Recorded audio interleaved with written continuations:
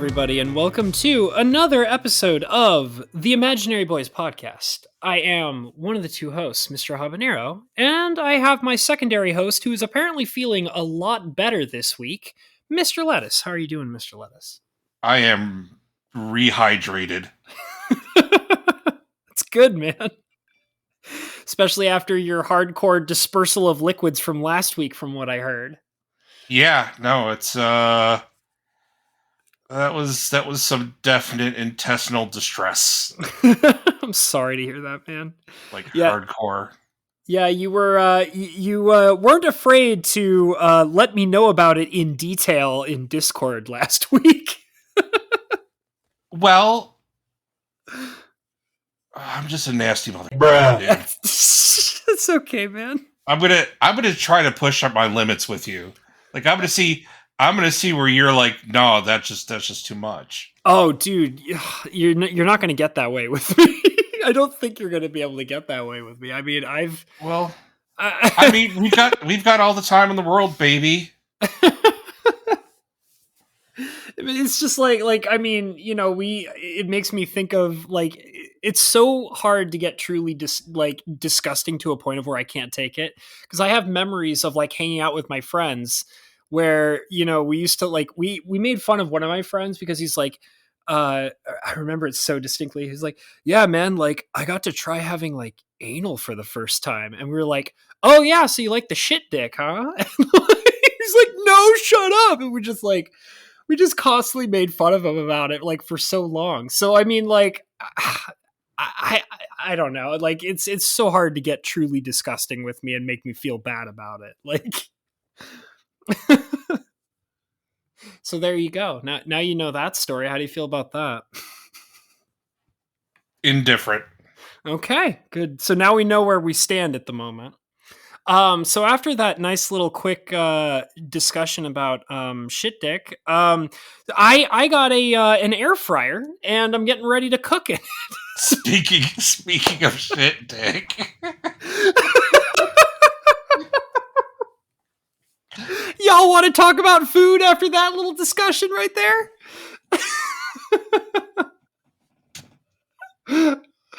Oh god.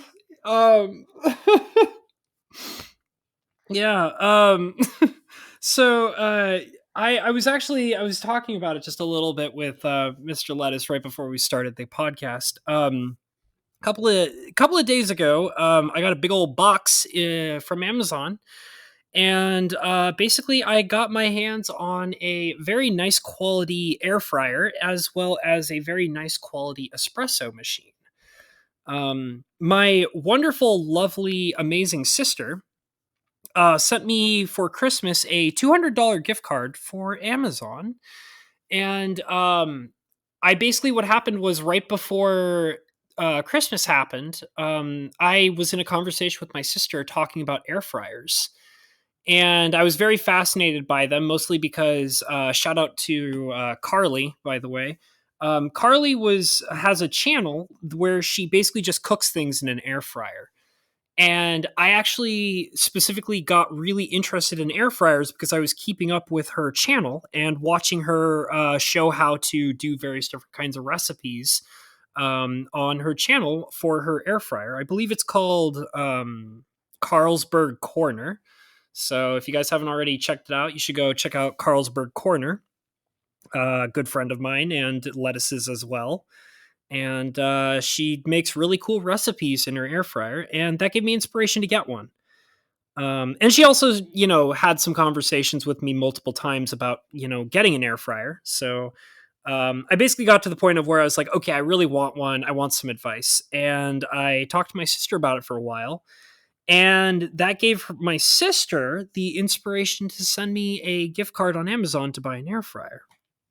So I had thought about it for a while. I mean, obviously, I didn't go out and immediately buy one on Amazon. I kind of like sat on that gift card for about a month or so, or approximately.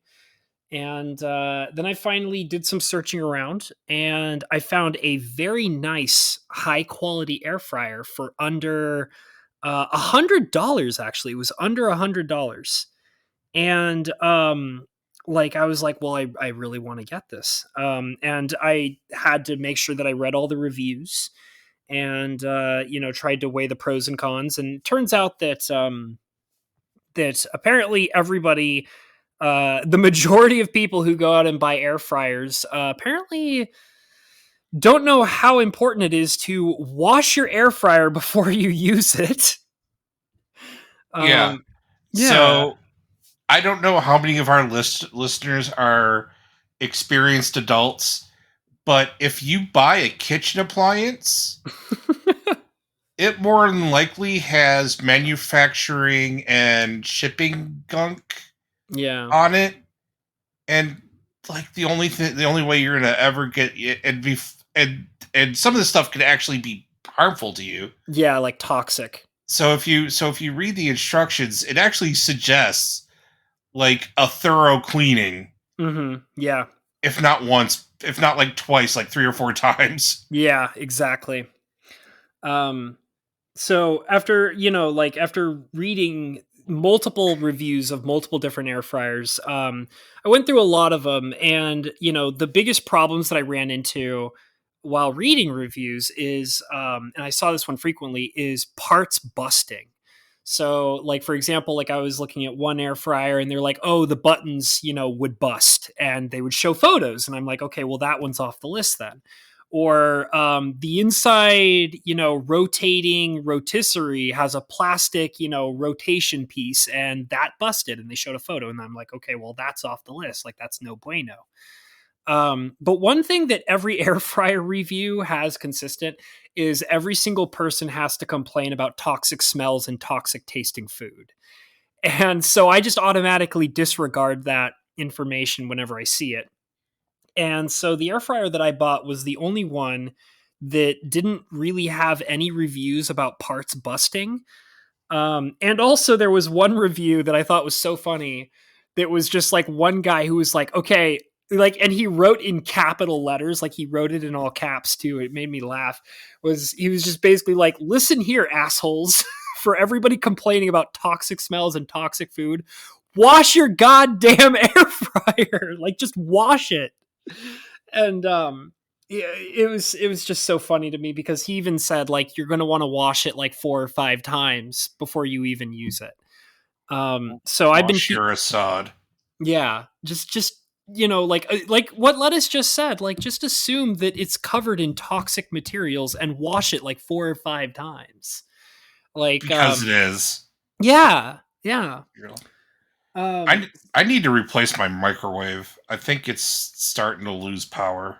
oh, I don't trust microwaves, man. They sketch me out. I don't like nah. No micro radiation for me, brah. I'm good. I like uh microwave breakfast sandwiches. I spend a lot of time. I eat a lot of microwave breakfast sandwiches. I mean, like if it's like I'm not going to say you shouldn't do that. I mean, no, I legit probably shouldn't, but Yeah. time and whatever and whatever and whatever. Mhm. I get it. Um I just like my thing is that like for me personally a lot of it is about like how something tastes or how my body reacts to it. So like for example, like an immediate example that comes to my mind is I think sodas. I don't drink soda. And the thing is that when I drink soda, I get sick from the amount of sugar that I'm consuming so quickly in liquid form. So like a sugary soda or even like juice, like if I were to drink like a glass of like orange juice or something, like sugary drinks nauseate me and therefore I don't like them. So I choose not to drink them. So like for microwaves, like the reason why I bring that up is that like and people would say, "Oh, well, for the juice thing and the soda thing, oh, you're making the healthier choice by not, consuming that large amount of sugar all in one go." And it's like, yeah, you're right.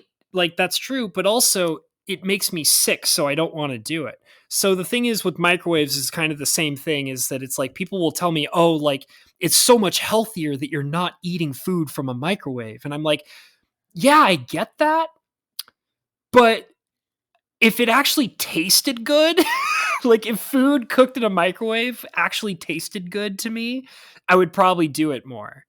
But I think that food cooked in microwaves tastes really disgusting. It's like the microwaving process makes, like, because I can like take like a food, like there have been multiple times where I've like bought like prepackaged food that is intended to be cooked in a microwave, but like they have like, here's the microwave instructions, and then right below it it says here's the oven instructions if you don't want to cook it in a microwave, you know.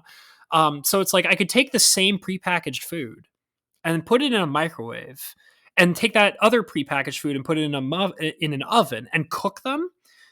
And like the one that comes out of the oven is always usually tasting way better to me than the food that was cooked in the microwave. So I mean, a lot of it is that it's just like, I just don't think microwaves make food taste good. Like I don't think they do that, and so I'd rather just cook it in an oven. That, and also microwaves sketch me out. Like I'll be honest about that too. I don't like the idea of like it's a box of radiation that you keep in your house and it radiates things. And it's like, that's cool. So glad I keep that in my kitchen. Like, you know, Uh, yeah, whatever. it's all I good. again, my lifestyle. I have that go getter lifestyle, so Yeah. I don't have the extra 5 minutes to preheat my oven and Right. then cook something. And then cook something for 20 minutes when I can zippity zap it for 3. Yeah. Well, here's an interesting question. One of the things that I hear is a major pro for having um you know, a what's it called, the air fryer, is that it cuts the time like by a serious amount of like how long it takes to cook something. Is that still not fast enough for you, based on your, because you have an air fryer, right? Yeah, I have a Ninja Foodie that I use that has air fryer functionality. No. It's not fast enough. Okay, so for most things that I cook in in the Ninja Foodie, Hmm. uh, there's no difference between using the Foodie and using the conventional oven. Okay. The difference, kind of like, I mean, what an air fryer is, it's a small convection oven. Yeah. Yeah. So the difference is kind of the more thorough cooking instead of the baking. Okay. But it's about the same. But it's definitely about the same speed, and it still doesn't pale. It still doesn't compare to the speed of the microwave Okay. in foods where you can, you know, you have the option between microwaving and baking. Hmm. Okay. So yeah, uh like let's say you have a handful of French fries. Hmm. If you were to bake them in, if you to preheat the oven to 450, Right. and then bake them, it's about the same time as to throw them inside the air fryer and do it that way. So in my experience, the time saving isn't there. Okay. I might be doing it wrong, but it's never been my experience that air frying something is faster than baking it or faster than the microwave. Hmm. Well, one of my interests in even getting an air fryer was that like I don't cook for myself at home often enough, even though I kind of want to. But the main issue was always the amount of work and time it takes to make a meal for one. And usually I always say to myself, like, I love cooking, I really do, but I don't cook for anybody except myself, right? And the amount of work and time and stress that I have to go through to cook a full-blown meal just for myself and not for, like, if I had like a significant other or something like that, then I would legitimately feel a lot more comfortable spending more time cooking something, you know? But I don't have that. So I want something that is less stress, less work, less time. And a lot of the, people who have, told me that I should look into getting an air fryer have basically said, oh, like you have that problem where it's, time and work and stress and, you're only cooking for yourself, which makes it feel even less worthwhile. This is the item for you then, because it's designed for either 1 to 2 people usually, Right. and it cuts down on the time and the work. Small batch, and yeah, it's a little bit faster. Yeah. So that was like the main selling point for me, was because like I don't cook for myself because it's so much time and work usually. And, if I could have something that would just cut that time by, half or something like that, like I would probably be a lot more interested in cooking for myself if that were the case. And, most people kind of said to me like, yeah, that is the case. So like look into it. Um and I mean, like I said, like a major part of it too was also that this was a gift. So that made it a lot easier for me to make the choice to Oh do yeah, this in the yeah. first place. Um but yeah, so that was kind of like what I was really interested in. And but it's not the whole thing, because I got a $200 gift card and the air fryer, which is a high quality air fryer. Like I know it sounds kind of sketchy that it's like, oh well, it's under $100. And honestly, I looked at a bunch of them. I even looked at a couple that were like more than $200. Air fryers have gotten a lot cheaper in, like, because I bought my Ninja Foodie, which I said Hmm. was about, like, I got like the 250 $300 one, Yeah. and the same model is now like 200 to 250. Yeah. And like just air fryers, like especially like the cheapo dorm level air fryers. Hmm. Hmm. Those are like you can find them for like like 75, where it used to be like a good $150 investment. Yeah. Yeah, the one that I bought, it was I believe it was about 80 or $90. And And I've seen what you yeah. and I saw what you got, and you got a decent quality one, man. Yeah, I mean it's full digital, it's got a touch screen, it dehydrates, it air fries, it does tons of things. So, like, and I had to compare it to a bunch of others. Like I mean, I'm a person who's very But will it cuddle with you? mm, Because my cooker cuddles with me.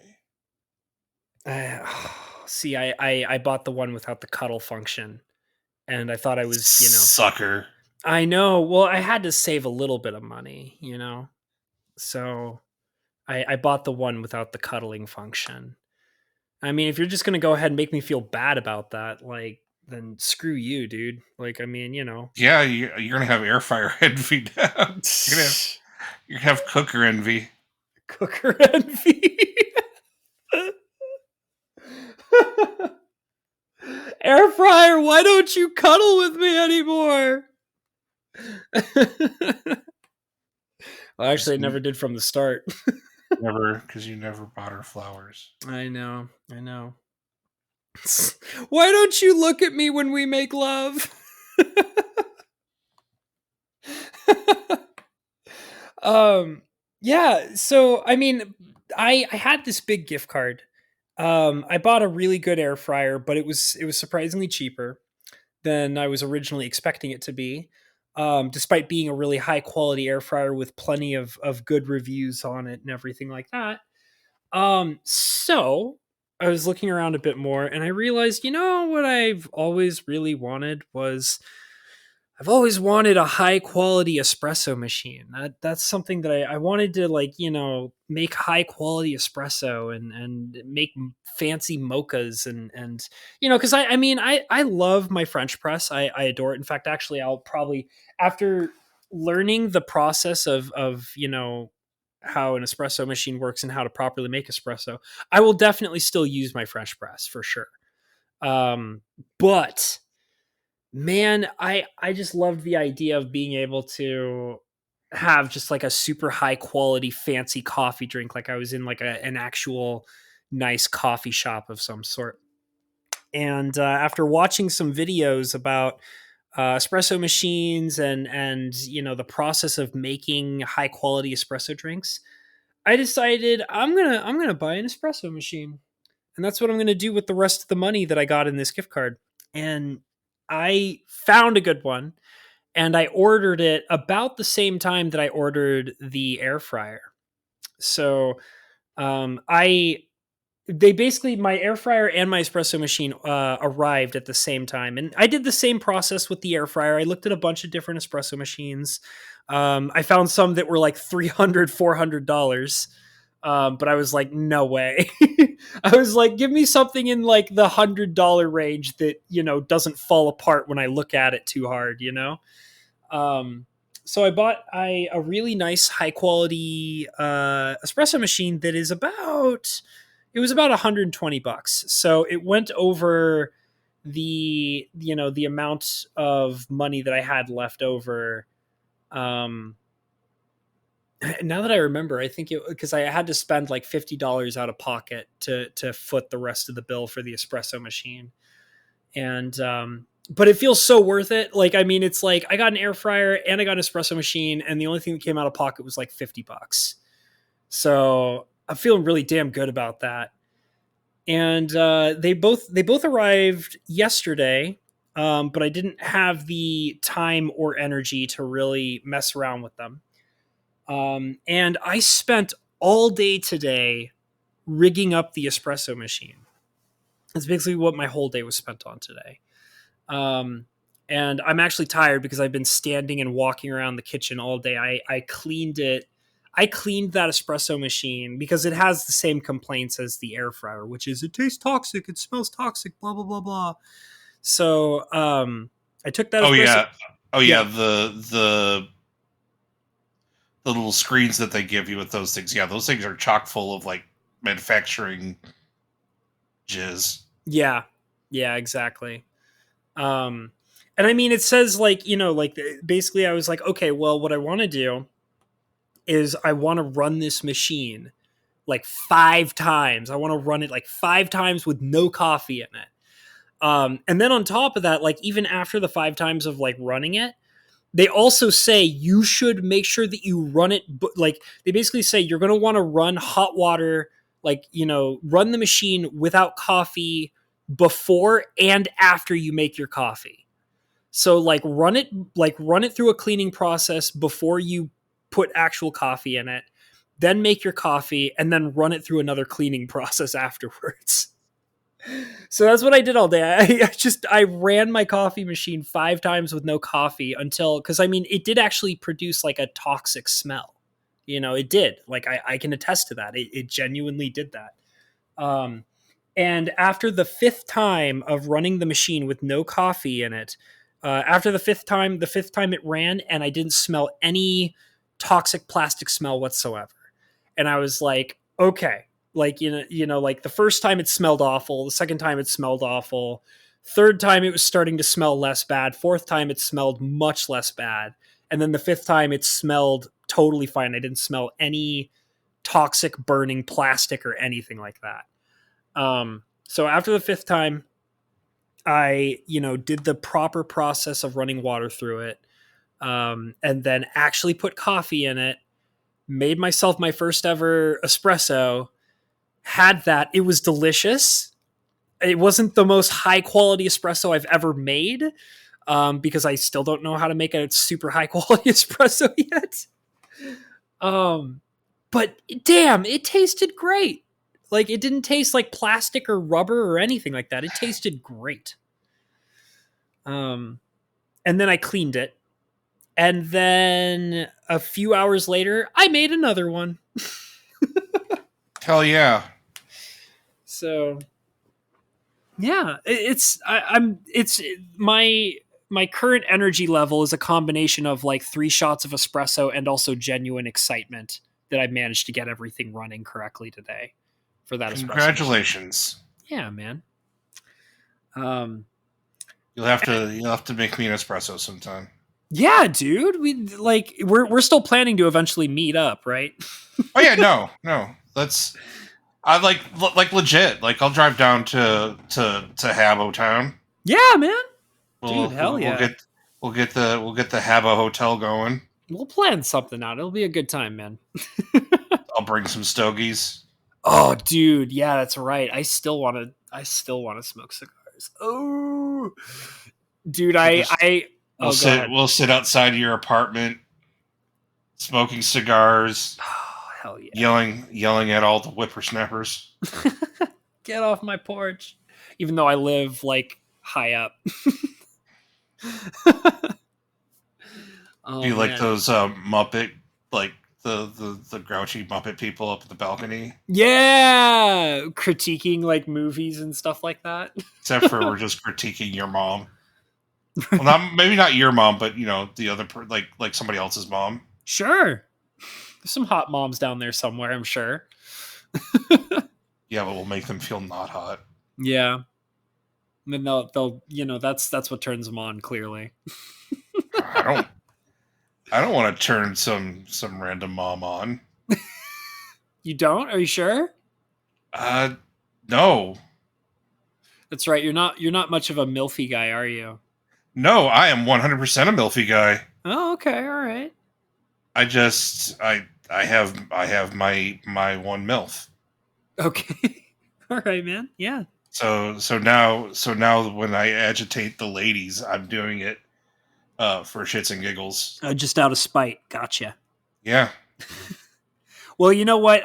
My heart is open to many milfs.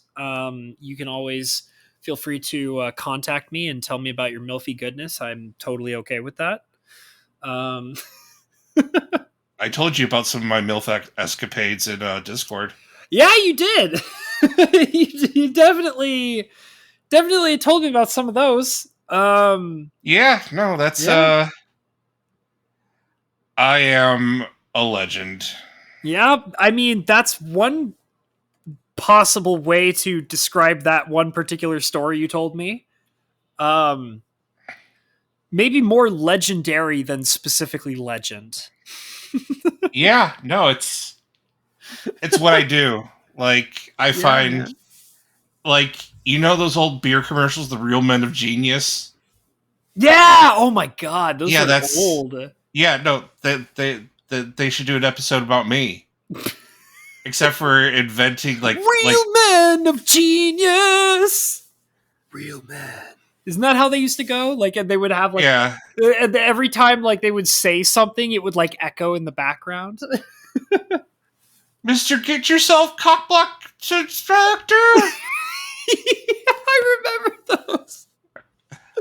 Oh god. Here's to you, Mister. Get yourself cockblocked. Real men of genius. It's the like You invented making your woman laugh so hard that she couldn't possibly get aroused. you invented making your woman laugh so hard that she couldn't get aroused. Yeah. Man, commercials of like the late 90s and early 2000s were some of them were like really funny. My favorite move is like to just like crash into the like this was something I did like after I saw Wreck-It Ralph. I've never seen the Wreck-It Ralph movies. You never seen Wreck-It Ralph? Okay. No, never. Well, you know who John C. Reilly is, the voice of Ralph. Okay. Yeah. So Ralph is very much just John C. Reilly in cartoon form. Okay. All right. So he has a catchphrase, I'm gonna wreck it! Sure, I've heard that catchphrase before, despite Uh-huh. not having seen the movie. Yeah, so my ex-wife texted me because we were trying to have Babby, trying to form Babby, and she's like, I'm ready. Like like I was doing something, she texted me, she's like, I'm ready now. Did you say I'm gonna wreck it to her? I come upstairs. I come upstairs, just kick in the door. I'm gonna wreck it.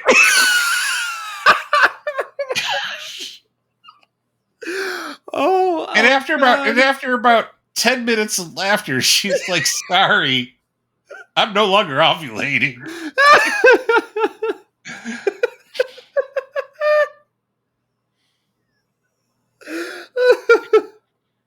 I'm like, that's fair. That's fair. That's pretty good. I'm actually like a little in tears right now. Yeah.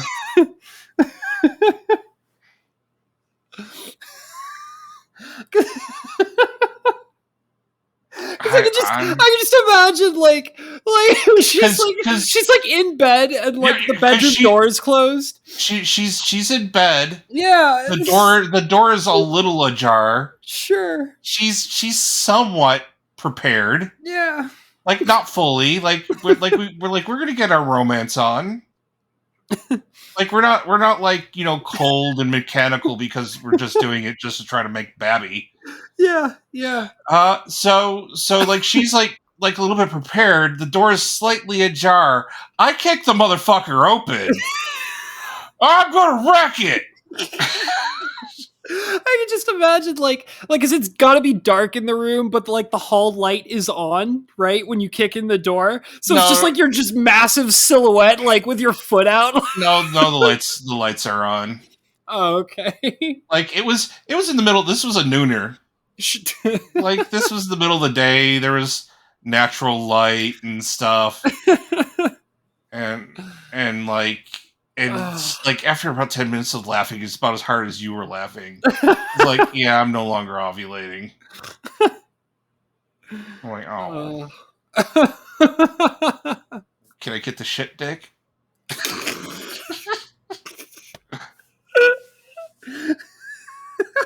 Uh, Oh man.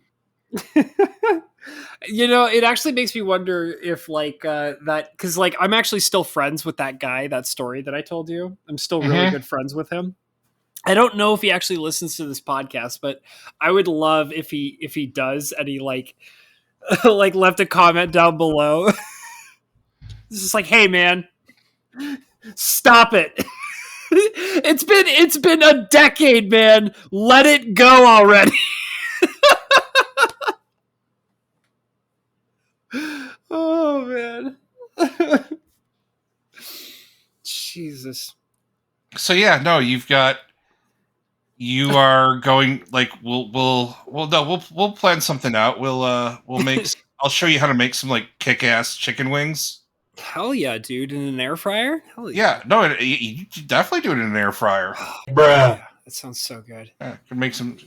Show you how to make like some killer buffalo wings. Oh, I love buffalo wings. I was actually I was literally craving buffalo wings. I was thinking so hard about ordering buffalo wings from Domino's today. I almost did that today. Okay, so here's the cool thing about the Ninja Foodie Mm-hmm. that I love about making wings. I can get like frozen wings, Mm-hmm. uh, pressure cook them, Mm-hmm. and then air fry them.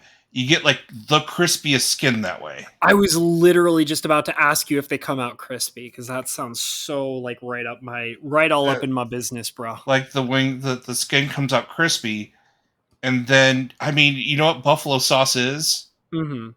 It's hot sauce.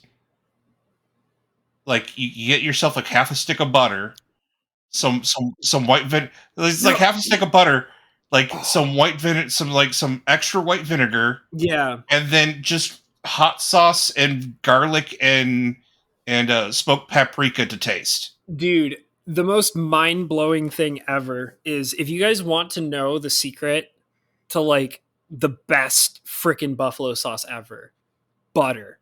Like you would never expect it until you actually like have it. No. Like as somebody who was born and lived most of his childhood Yeah. in Buffalo, New York, Mm-hmm. I could attest that The secret to anybody buffalo sauce is butter. it's a butter base. It's actually Yeah. a butter and vinegar base. It's not just straight hot sauce. Yeah. Yeah. Like a good buffalo sauce has kind of a earthy buttery note to it with Mhm. like that vinegar tang, Yeah, definitely. and then it hits you The heat. with the hot sauce heat. Yeah. Well, because like that's like in very seriously, I feel like one of the major flaws in a lot of buffalo sauces is they don't put any butter in it. Oh yeah, Like no. Like, there's so many buffalo sauces that I've had where it's like this is like a great buffalo sauce base. But the problem is there's no butter in it. I can clearly taste there's no butter in this. Like yeah, and well, like the problem with that is a lot of people don't realize like you the you toss you like you make the sauce like instantly, mhm, like the second before like the second before you throw these ripping hot wings into it. mhm. And what people do, what people want to do is they want to make the sauce, and they want to make a lot of sauce, and they just want it to sit aside. Problem is like if you have a lot of butter in it, the sauce is going to break. Yeah, that's right. Like the sauce breaks. Because the butter will solidify. Yeah. The butter will solidify, Yep. so you have like a layer of butter and then a layer of hot sauce underneath it. The thing is you don't make the sauce before, like you make you make your sauce, you mix your sauce Mhm. like like seconds before you put you throw ripping hot wings in it and toss it, Yeah. Yeah. because that is where you because butter is where you get uh your best best buffalo sauces. So like what my current thing is that because I figured that out a long time ago. It was actually my sister who like helped me figure it out is because so we used to go to Red Robin, right? And we would get, like the chicken strips at Red Robin, but we also Mhm, just loved like we would get I think they call it like I can't remember the name of what they call it, but they're the chicken strips that they make that are specifically tossed in their buffalo sauce. And we would always get like those strips with the buffalo sauce put all over them. And we would also get like fries, and we would ask for like sides of the buffalo sauce to dip the fries into. mhm. And me and my sister were just always like all the time, whenever we'd go to Red Robin, we'd be like, why is this the best buffalo sauce on the planet? Why is this like just like the greatest buffalo sauce we've ever had? And we would like try like ranges of different kinds of buffalo sauce, whether in restaurants or like from bottles in the market or anywhere. And we could never figure out like for a long time like why it was so good. And then eventually my sister like met somebody or became friends with somebody who worked at a Red Robin. And they were just like, you know why our sauce is so good? It's butter. Like we have like well like yes, we make our own special Red Robin buffalo sauce, sure. But the thing is that what really makes it kick off is you heat the sauce and heat butter and mix the two together, and then you toss the wings in it.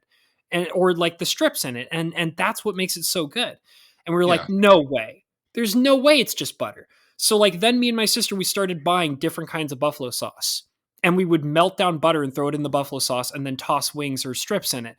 And the next thing we knew, we were like, oh my God, this actually is the secret. This is what like makes like the best buffalo sauce. Like, I mean, they all taste different because they're different buffalo sauces from different bottles or whatever, but it's the butter that really sets off the flavor. Like, that's what Yeah. does it.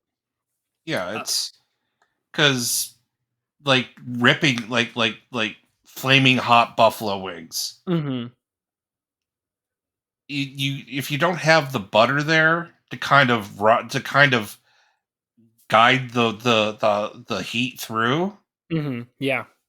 you're not like you don't have like the enjoyment of the actual flavor of the heat. Yeah.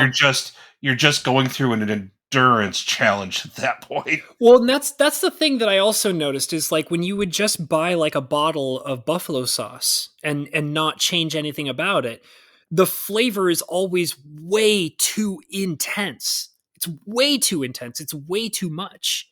And Oh like yeah, the like butter no is one makes what allows the flavor to pop, you know? yeah, the butter makes the flavor is what makes the flavor pop.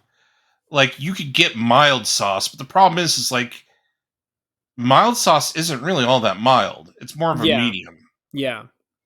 Well, and And I would even the argue that butter the and mild the sauce still has the same problem. It's too spicy. The spice over in like over well, the what trick yeah. is butter and a little bit of extra white wine vinegar. Sure. Yeah. I haven't tried it with a little bit of extra vinegar, but that'll be something I might try soon. Yeah, Because no. I didn't So know. I just do the butter. Like that's what I've been doing. okay, so like my thing is okay. So what you do is you if to make like buffalo sauce. Uh-huh. If you've got like some like air fry you some wings, Hmm. and right before the wings come out, melt you some butter. Sure. You know, however long it takes you to melt butter in your kitchen. Like if you have a microwave, it takes you like 25 seconds. It Like usually what I do is I heat up one of my coils on my stove to medium, and I just put like a little tiny metal saucer with a little bit of butter in it, and I just melt it right on the medium coil, and that usually gets it to the right temperature without burning it or anything like that. right. Um, Actually, if you want to be really bougie about it, Hmm. uh, like when you're melting your butter, get it to right about where it gets to the brown butter stage. Oh, really? So like caramelize it a little bit, kind of. Yeah, like don't be afraid to caramelize that. Like you can't do this with margarine. It has to be like real butter, real butter. Do you ever I have you ever used like ghee? I've made ghee Yeah. before. Yeah. Which is basically ghee is basically for anybody who doesn't know, it's Yes. basically caramelized butter. Yeah. So I use almost like whenever I'm cooking with butter, I always use an Irish butter. Right. Salted or I'll, non-salted? depends on what the recipe is for my for if I'm making hot sauce, it's typically salted because then I don't have to throw any extra salt in. Um, Okay. so what I'll do is I'll caramelize the sauce or caramelize the butter to where like the butter fats start toasting. Right. I'll pull it off. I'll throw in a splash of white vinegar, a Yeah, splash or two see, of I a would have splash or never thought of that. a splash or two of white vinegar Into the butter rather than to the rest of the sauce? into the butter. Okay, so the saucepan Yeah. that you caramelized your butter in, Mhm. yeah, just toss like a couple splashes of white vinegar, Mhm. you know, garlic powder, uh, smoked paprika, Oh, a interesting, okay. a little bit of pepper. You're basically just making a homemade sauce at this point. You're making making a homemade sauce, and then take like your Frank's hot sauce, Right. and then at that point, what you're doing is you're just pouring it in there, and then like as it goes from like it will go from like gold to orange, Mhm. Mhm. and then just you know gauge how much and you could do this over a simmering heat so that the sauce doesn't break Right. or the sauce doesn't break once you've got the butter caramelized like lower it to like simmer Mhm. and then once you've got to that um if you've got yourself like a large tossing bowl you throw your sauce in that bowl at that point and then your wings should be if you time it correct your wings should be like after a couple seconds just come out of your air fryer you just throw them ripping hot right into that sauce and then just toss them God, the that sounds ripping so good. the skin on the ripping hot wings will absorb the sauce Right. Right. like you don't a lot of wing places lightly bread their wing like try to like lightly bread or pre-coat their wings Right. and that's bullshit Yeah. if your wings are good enough and your skin is crispy enough and it's hot you should be able to just toss them into the sauce give it a little toss and then plate it Mhm. Yeah. and you're good to go and then and then if you want like to reserve like the leftover hots the buffalo sauce for something like, I don't know, a chip dip. Interesting. I would like because I actually I never would have thought of dipping chips into it. I love dipping fries into buffalo sauce. I love that. After one of the things that I like doing after this Hmm. is like after like you put the chicken in there and you've played it out and you've got like a little bit left over. A lot of people just kind of just like whatever, just like pour the sauce over. Hmm. No, take like a dollop or two of sour cream, Hmm. drop it in there, mix it up a little bit, and you got yourself like a really good dip for like a Ruffles chip, or Wow. if you've got French fries, go for it. Yeah. That's another example of I would have never thought because I usually I love mixing buffalo sauce into ranch like a good buttermilk ranch. Oh yeah, well Um, I mean that's Buffalo Ranch. yeah. That's a pretty common mixture. And I mean if that's what you want to do, go for it. It's just Yeah. The I sour like cream a idea sounds really good though. Like I'd be well willing to try it that. helps it helps. Well, the sour cream's typically thicker than your buttermilk ranch. Sure. And Sure. I like and if I'm dipping like ruffled chips or something in there, I like to scoop. Yeah. Yeah. I mean, I get that. Like the goal because like, Or like I French onion dip. Get you like a good French, like get you some French onion dip, and then just take the remain and just like toss like a couple spoonfuls into the remaining buffalo sauce, mix it up a little bit. as good as that sounds, I'm sadly allergic to onions, but Oh, okay. Well, then none for you. but but the thing is the sour cream idea sounds really good, and I even get that because like part of like what makes a dip really good for like a Ruffles chip, like you said, is the thickness of the dip. So like adding like sour cream to buffalo sauce like that, that genuinely sounds really good. Like that actually sounds like it would end up being like a really good Ruffles dip, you know? I would be down to try that for sure. Yeah. So No doubt. now that I've given you the Buffalonian secret to making a buffalo sauce. I'll be honest with you right now. I will probably end up actually re listening to this episode after it's posted just so I could memorize that recipe and use it. It's incredibly simple. Like again, just if you've ever made like a brown butter sauce for like pasta, Sure. Yeah. don't go as deep as you normally would for like a brown butter spaghetti sauce. Yeah. Like start getting like just like toast your butter fats. Hmm. Like lightly toast. You don't want to like almond toast them. Right. Well, I do have a because I mentioned ghee. I actually have a jar of ghee in my cabinet. It's just I don't really have. I'll be honest. I don't use ghee that often. There's I not. mean I mean yeah, then you just melt your ghee. Yeah. Melt your ghee, splash a cup like a couple splashes Right. of vinegar, and then whatever hot sauce you use. I prefer Frank's. Yeah. Most people most people from Buffalo will swear by Frank's. Yeah. I was actually going to mention it earlier, but then I got really into what you were talking about for buffalo wings. I use the buffalo sauce that I've been really into. I tried a whole bunch of different buffalo sauces recently, and the one that I stuck to lately is I'm really into Sweet Baby Ray's buffalo sauce. That's the one I've been using the most lately.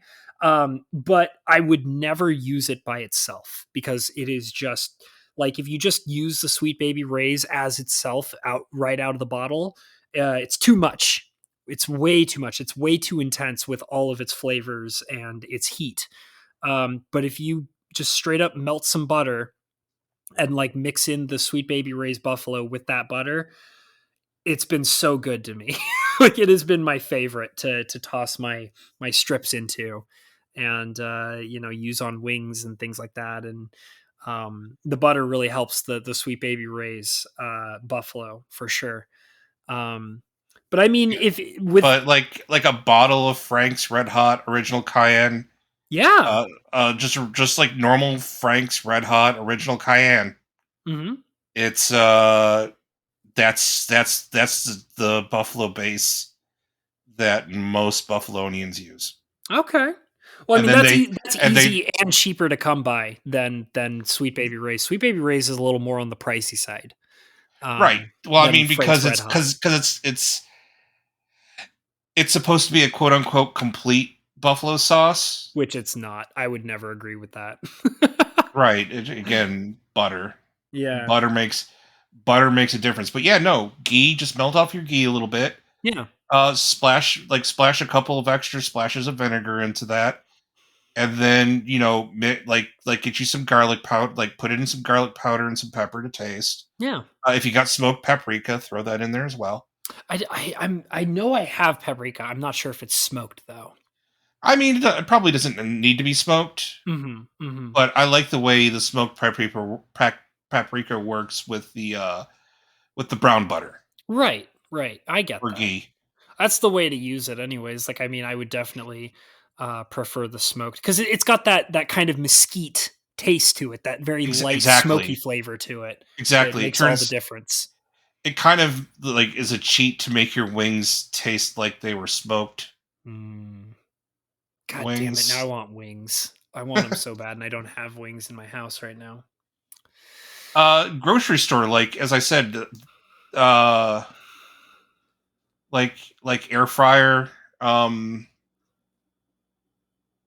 I don't know how your air fryer would prepare them, but you might want to read into like preparing like wings for your air fryer. Yeah, well, I mean, I got a cookbook, and they Yeah, probably like have wings in there somewhere. Like, yeah, I would like be really surprised if they didn't. yeah, you could probably fit like 6 to 8 wings in your basket. Yeah, Cook them, get them, and again, the secret to toss your wings is taking is having the sauce at the ready. yeah, Like the sauce is completed, your wings come out, they're ripping hot. You throw them into you throw them in whatever your tossing container is, sure. Probably like a and big old metal bowl or something. metal bowl. Like I just have like a Flipping them in. large yeah, I have like a large plastic bowl. Yeah, Um, Again, it's melting isn't an issue. yeah, I'm And then sure. and then it's just flip the sauce around, flip the sauce around, flip the sauce around, and then plate them. And then if you have like chips or something and you want to make a dip, grab you some sour cream, throw like a dollop or two into the remnant sauce, Hmm. give it Hmm. like a small little mix, and then just leave it on the side of the plate. You have like a little dipping sauce for like chips, or if you have French fries, there you go. Well, you know what? I think what I'll do is because so today was me spending all the time on the espresso machine. I didn't work on the air fryer today. I didn't because I mean, the cleaning process for the espresso machine took almost all day to do. Oh, by the way, Uh huh. like homemade steak fries Hmm. are amazing in an air fryer. I'm kind Like of down. yeah, like grab yourself a russet potato, cut Hmm. it into like thick strips. Sure, like If you wedges. Yeah, like or yeah, or cut it into wedges. Hmm. And you could probably fry them before frying your wings. Do you like batter them or anything like that? I don't find I need to. Okay, all right. I like what I do is I coat them in an oil, like typically olive oil. Right. I have a lot of I've definitely got some EVOO in the house, so that's not a big problem at all. Right. So whatever kind of oil you want to coat them in, and then I hit them. I also like I dust them a little bit. I hit them with like a little bit of salt and a little bit of paprika. Sure, sure. I put paprika on a lot of the stuff, It's and because it's then delicious. yeah, and then I just toss them in the air fryer, man. I'm kind of down for that. What I was going to say was tomorrow I'm going to be cleaning the air fryer, which might take as long as the espresso machine did today. But I think what I'm going to do is my experiment meal will probably end up being wings now because I have such a craving for them. Like like your air fryer. Hmm. Grab you like a bag of Dino Nuggies. Dino nuggies. Yeah, and just make Yeah. yourself some boneless buffalo wings because I mean a boneless let's face it, a boneless wing is just basically a chicken nugget. Yeah, man. Well, I Yeah, mean, just like one of the things I go for a lot is just chicken strips, like ready to go chicken strips, and then I throw them into the buffalo sauce, after they're done yeah. cooking. So Yeah, like it's just like some ready made like some just like and they cook perfectly fine in the air fryer. Just fry them up, yeah. toss them in the buffalo sauce, Mm-hmm. Mm-hmm. and yeah, they'll be delicious. Mm. Yeah, I kind of want to. I mean, you're probably right. It probably would be safer, like after going through the whole cleaning process and just simply trying it out. It would probably be smarter to do something that is like ready to cook. Like you said, like the nuggies or like the strips or whatever. Um, Part of me wants to actually get raw wings though, and just straight up see how they roll like right off the bat. But maybe what the smarter choice is to get strips and raw wings. Start with strips as like the test, Yeah, right? And yeah. then Start once I'm feeling more confident, go to the raw wings like later on, like maybe on a different day or something. right, right. Yeah. So, Um, you know what else is pretty good? what is Pizza rolls tossed in buffalo sauce. Really? Now, see, the thing I remember because before we started the podcast, we were kind of talking about some of this stuff off the mic, and one of the really interesting things that Lettuce suggested to me that I'm really curious about because he swore by him is he said to use you said hot pockets. You said hot pockets are amazing, specifically in air I don't know fryers. why I said hot pockets. I meant pizza rolls. Oh, okay, all I meant right. pizza. I meant pizza rolls. Like you've never had pizza rolls as flaky crisp Mm-hmm. as you do in the air fryer. Like See, when you bake them, sure they're a little crisp, but they're also kind of like a hard crisp. mhm. The I think the air fryer is the best way to do them.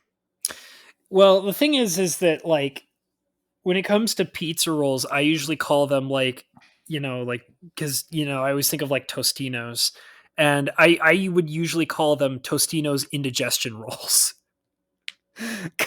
because they give me the hardcore indigestion. Oh, they do So like the yeah. little bit of sauce in them. Bruh. Well, I mean, they're so I don't know. They're just so. I mean, I guess it's kind of with any kind of thing like that. Like what one thing that I was kind of curious about is something that I adored as a kid, but as I got older, I kind of just stopped being into them as much. Is I used to be super into pizza bagels, like the little mini pizza bagels. Do you? Yeah, no, I know what you're talking about, and Yeah. I never like. I don't know. I guess I always sucked at baking them Uh huh. because they were always way too crunchy for me. Yeah.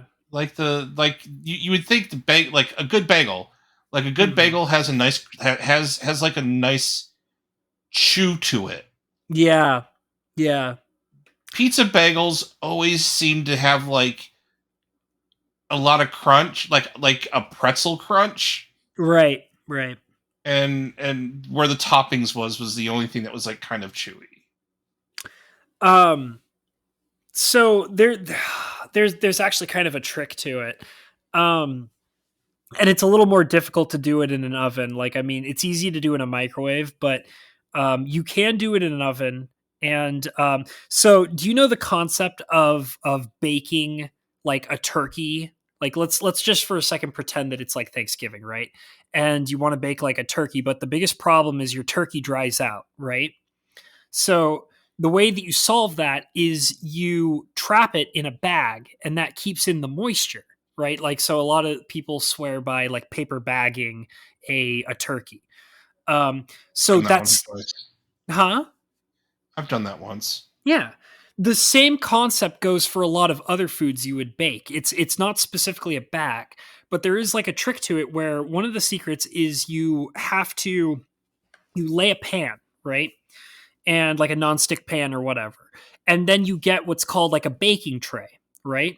And a baking tray is basically like it looks like a little barred grill, kind of like, like a bar lift, right? Do you know Yeah. what I'm okay. No, no, no, Like, no, no. I got you. yeah, like an oven rack, kind of. Yeah. And you set that, that baking tray into the baking pan, right? And then you place like whatever item you're cooking on the baking tray, like your bagels. Right. And then what you do is you get like a covering. Like I used to actually have like I used to use like Pyrex pans and stuff like that.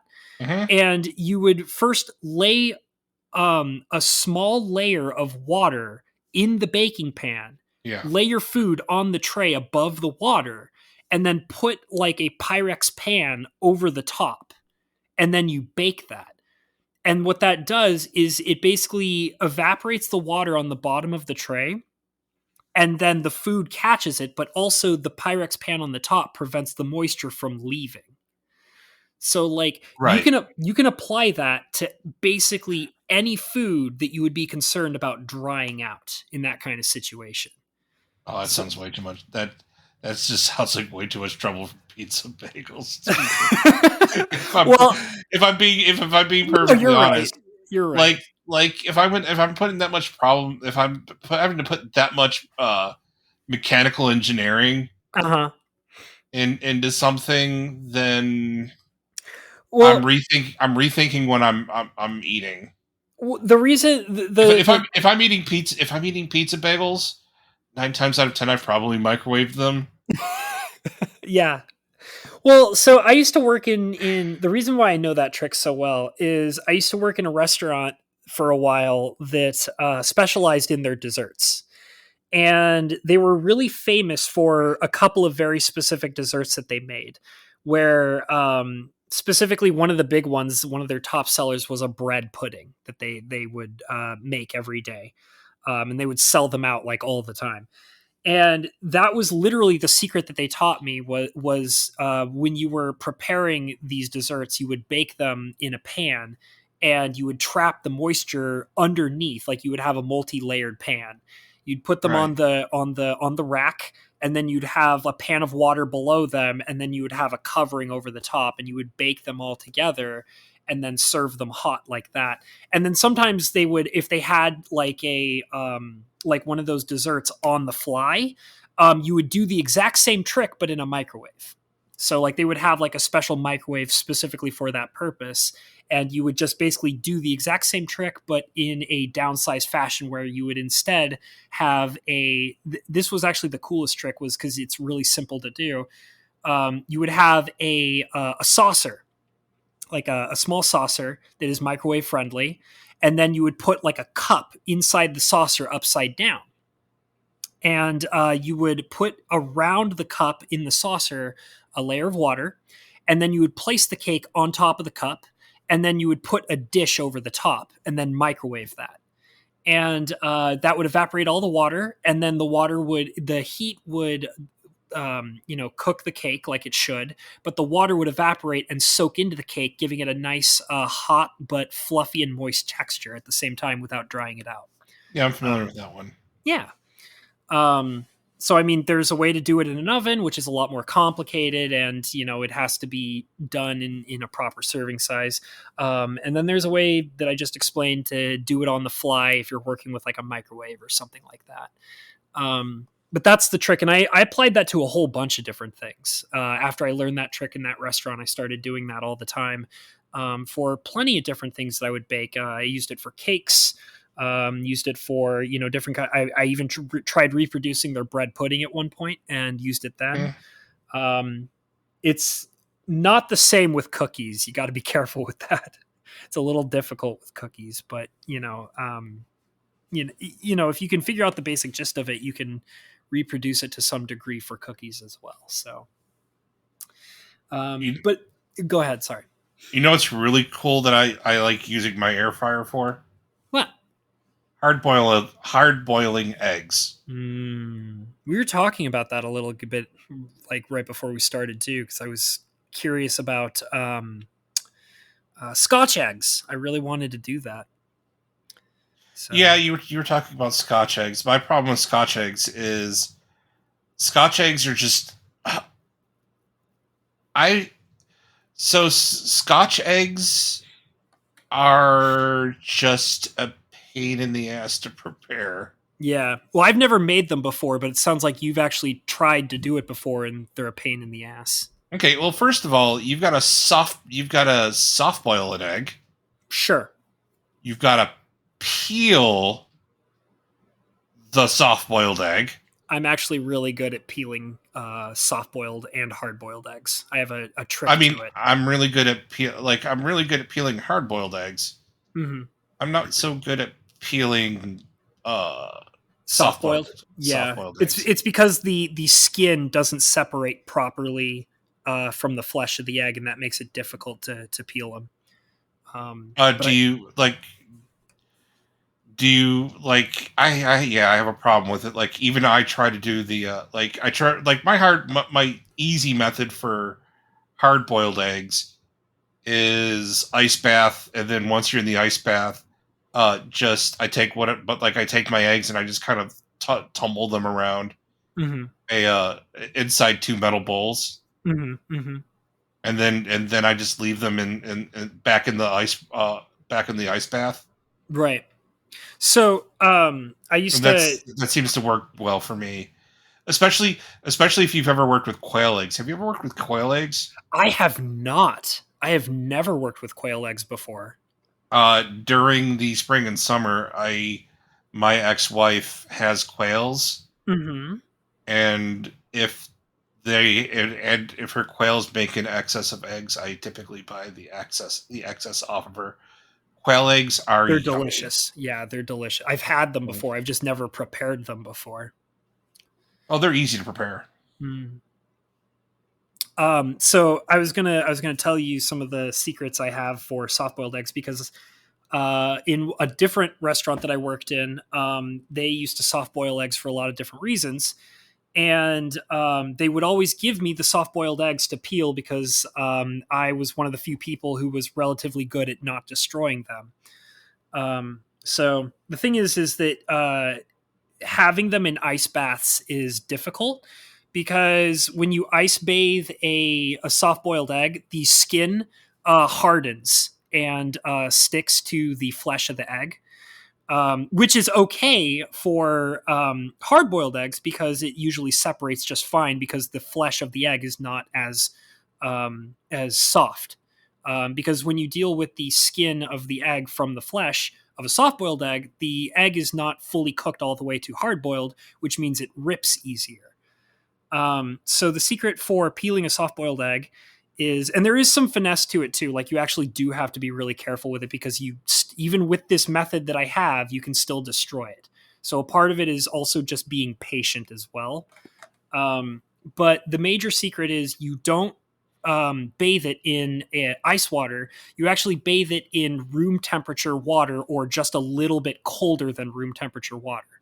Because if you bathe the egg in ice water, the skin will harden and be more likely to stick to the flesh of the soft egg, right? Oh, okay. Yeah. So what you want to do is you want to kind of like they should still be warm to the touch when you pull them out of the room temperature water, but you don't want them to be hot to the touch either. So you want them just to be a little warm, and when you pull them out, what you do, So of the temperature of the water that you just pulled them out of, basically. yeah, more or less. It's okay if they're just a little bit warmer than the water itself. Okay. Um, but so then what you want to do is you take the egg and you're going to want to lay it on its side and you're going to want to just lightly crack it. And then you're going to use your hand to apply pressure to the top and then roll the egg back and forth a few times, just so that the side that it's laying on is fully cracked all the way around on all sides. But you don't want the top and the bottom of the egg to be cracked. Then what you do is you very carefully, because this is where you can accidentally peel the flesh, so you got to be really careful with it. You're going to want to basically kind of get your fingernails underneath the shell for a couple of the pieces, and you're going to want to lightly just kind of like pick off some shell and some skin all the way around, like in a like in a circular motion around the the side of the egg that's able to lay down. So Okay. once you get a full strip of the shell and the skin off, which, like I said, this part takes finesse because that's the part that can be easily screwed up because you have to kind As of you get your can, fingernail underneath the skin and all that. without nicking the flesh. Exactly. Then what you want to do is once you have that part done, it's going to sound weird. You're going to want to massage the sides of the egg that still have the shell and the skin. You kind of massage it with your fingers, and Hmm. it'll slowly peel the skin away. And usually, after you get most of the sides of it to peel away, you can usually just slip the rest of the eggshell off without damaging it. There will be times where the skin will still be a little extra clingy. If you start to see it shred or rip, you're going to have to come in again with your fingernails and just be really patient and peel it away without damaging it. But usually, it'll give way for the most part of the skin in the eggshell. Okay. So yeah, And, once you've got peeled soft boiled eggs, yeah. yeah, you get yourself like a breakfast sausage, like a sage or whatever sausage. Yeah, Uh, see, this is the part of Scotch eggs that really interests me. Is it like batter based, or is it like, because it's sausage, right? Do they okay, use a batter, or do they use like an egg mixture? it's an egg. Okay, so it's like the prepackaged like Jimmy Dean sausage, Yeah. like sage Jim. Yeah, that's what it is. And then it's egg Is it wash. pre-cooked or raw? It's raw. Okay, got it.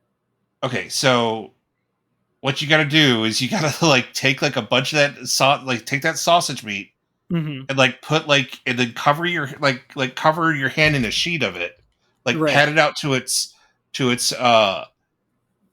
not incredibly thick, and then you got to put the egg on there and then kind of like very gingerly Hmm. uh wrap encase the egg in the sausage. And then once you've got that done, you egg wash it and then roll it in some breadcrumbs and then Oh, fry it. okay. And then fry it. See, the most difficult part I feel like is like when sausage is raw, right? It's very together, right? And Right. it holds really well. But the moment that you start cooking it, that's when it begins to fall apart. And I think it would be like, I feel That like the that's what the coat that's what the coating is for. yeah. That's Well, what I that's mean, what but that's what the egg wash and bread coating is for. yeah. Well, it just seems like the automatic like difficulty spike, it sounds like, would be not knowing that, like, you're like, "Oh, it's holding together." And you're like thinking, "Oh, well then my egg wash is working." But then it's like, "No, it was holding together just because it was, raw sausage." And then in the cooking process it starts falling together because you didn't get the portions of the egg wash correct or whatever, I mean, it might be a lot of people swear by double dredging. Okay. Like you go Egg egg wash. wash, breadcrumb Okay. Huh. to get a good like crisp to get a good coating Mhm. to keep the sausage from because yeah, once you cook the sausage, you can't let the sausage be too thick Right. because it won't because when you fry it, it won't cook all the way through, Mhm. and Mhm. that's no fun. But if it's too thin, then it's weird. Well, one thing that comes to mind is would it make more sense to have a mixture of the egg wash and the sausage before you even apply the sausage? No, Like no, just well, no. Like the breakfast sausage, it's like the big tubes of breakfast sausage. Yeah, no, I know exactly what you're talking about. Yeah, like Yeah. that stuff comes out and it forms into patties. Sure. And then basically what you do is you're forming a patty and then you're You kind of wrap it around coax the egg, right? yeah, you wrap it around you kind of encase an egg in it. Yeah.